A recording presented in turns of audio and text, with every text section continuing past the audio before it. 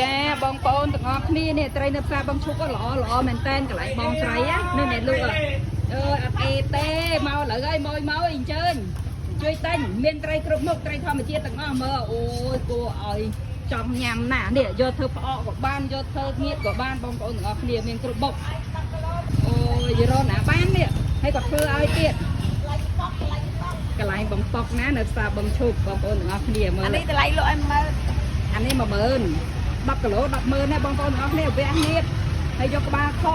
រមក្បាលនេះប្រឡាក់តែយកទៅប្រឡាក់ហាលបានហើយមើលត្រីកេះហ៎មើល